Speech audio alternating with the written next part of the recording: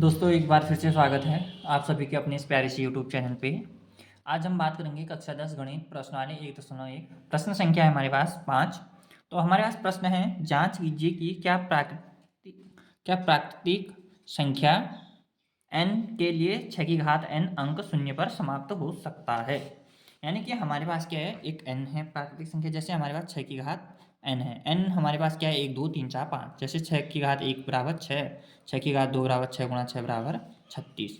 ऐसी 6 की घात 3 6 गुणा 6 गुणा 6 करेंगे तो ये आते रहेगा। ठीक है, तो बोला कि क्या ये शून्य पर समाप्त हो सकता है, यानी कि जो इसका इकाई स्थान है क्या ये शून्य हो सकता है कभी भी, तो ये पूछ रहा है। ठीक है, तो कोई भी चीज़ शून्य कब होती है, इसका इकाई स्थान। जैसे 10, ठीक है, ये क्या है, यहाँ पर इकाई स्थान शून्य है। यानी कि जब हमने 10 को क्या लिख सकते हैं, हम 2 गुणा 5 लिख सकते हैं ना। तो 2 गुणा 5 लिखते हैं, तो यानी कि हमारे पास क्या आ गया, यहाँ पर गुणनखंड 5 आना चाहिए और 2 आना चाहिए। ठीक है, ये इसकी क्या है, गुणनखंड है।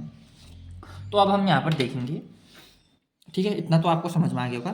तो 6, तो 6 का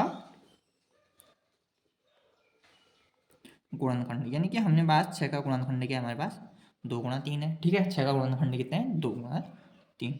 इसी प्रकार से 6 की घात n का गुणनखंड, तो 6 की घात n का गुणनखंड क्या हो जाएगा, इसको हम 6 2 गुणा 3 और कोष्टक लगाएंगे तो n।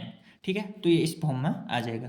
तो इसका मतलब कहने का अर्थ है कि इसके अभाज्य गुणनखंड में, ठीक है, 6 की घात n के अभाज्य गुणनखंड में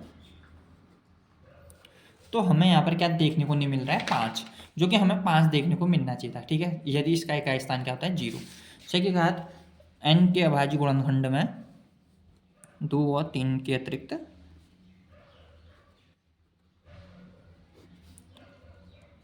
अन्य कोई अभाज्य संख्या नहीं है। अभाज्य संख्या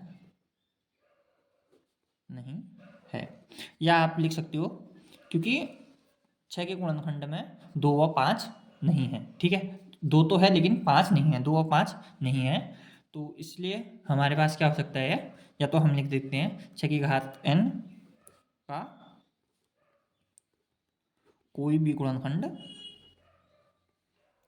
जो है वो 5 नहीं है। ठीक है, 5 एक भी इसका गुणनखंड नहीं है। तो अब हम क्या लिख सकते हैं, अतः, एक मिनट, तो अब हम क्या लिख सकते हैं, अतः 6 की पावर n अंक जो है वो शून्य पर समाप्त नहीं हो सकती। ठीक है, शून्य पर समाप्त नहीं हो सकती। ठीक है, तो ये काफ़ी अच्छा सवाल था और काफ़ी आई थिंक आसान सा सवाल था। तो आशा करता हूँ कि दोस्तों आपको इस प्रश्न का हल जो है वो समझ में आ गया होगा। तो तब तक के लिए धन्यवाद दोस्तों।